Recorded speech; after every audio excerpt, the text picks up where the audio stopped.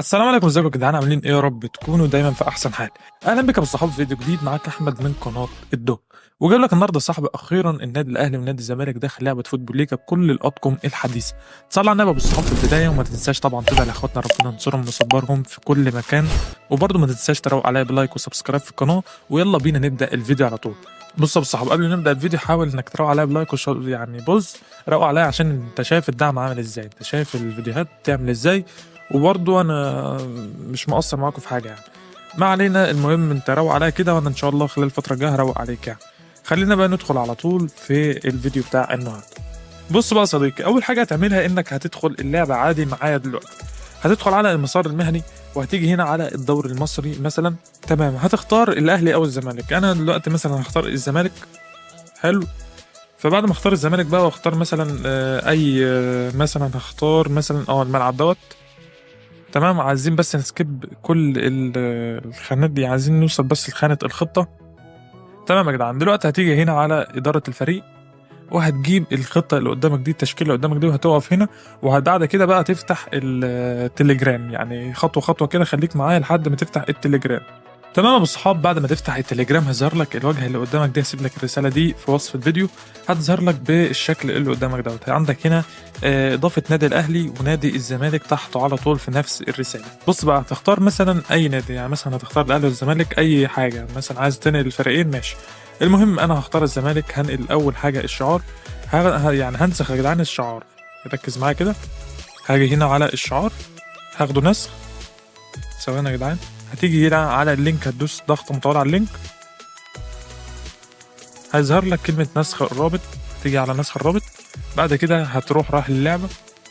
تمام يا صديقي، دلوقتي أول حاجة هتيجي عليها وهي كلمة تغيير اللاعب. الخانة اللي تحت خالص على الشمال هتجي لك الواجهة اللي قدامك دي. هتيجي هنا على كلمة تغيير الفريق، وهتيجي على شعار نادي الزمالك، هتدوس على أيقونة القلم،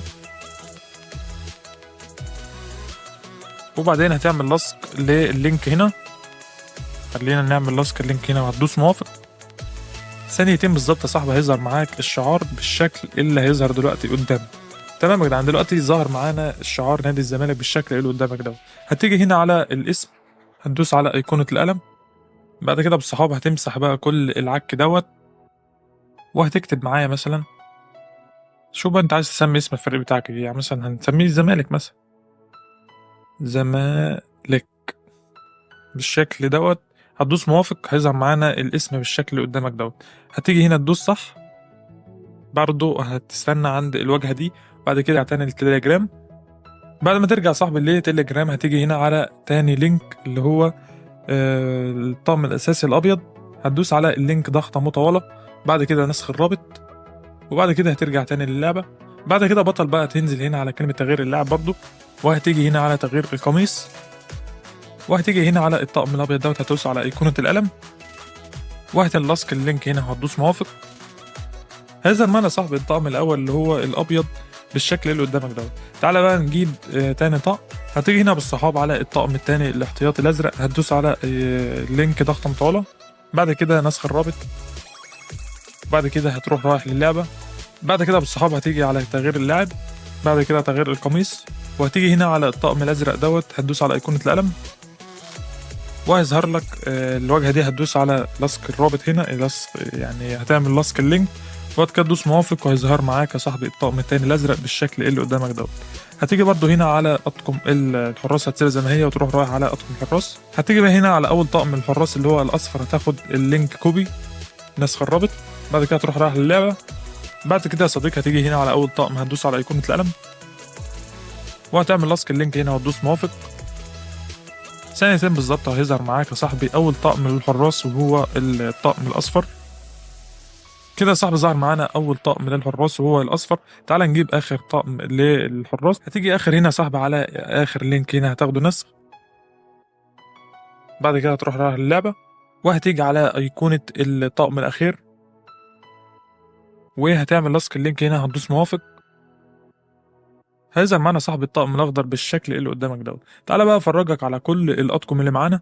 زي ما انت شايف كده بالصحاب، ده اول طقم اللي هو الطقم الابيض بالشكل اللي قدامك دوت. شكل مميز جدا ومصمم بشكل يعني واقعي. تاني طقم برضه هو الطقم الازرق بالشكل اللي قدامك دوت، وبرضه مصمم بشكل كويس جدا ومصمم بشكل دقيق يعني.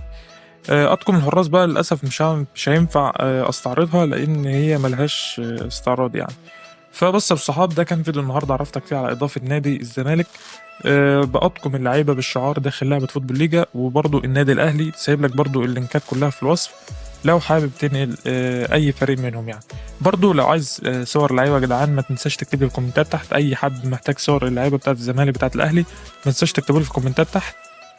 وانا برضه انا عارف ان الاطقم دي مش اخر اطقم للزمالك، لان من يومين تقريبا او 3 ايام نزلوا الطقم الجديد بتاع 2025، فان شاء الله في اقرب تحديث او اول ما الطقم ينزل حد يصممه يعني هيكون في تحديث هنا على القناه يعني. فبس يا صحاب، ما تنساش لايك وسبسكرايب في القناه، واشوفك الفيديو الجاي ان شاء الله. مع السلامه.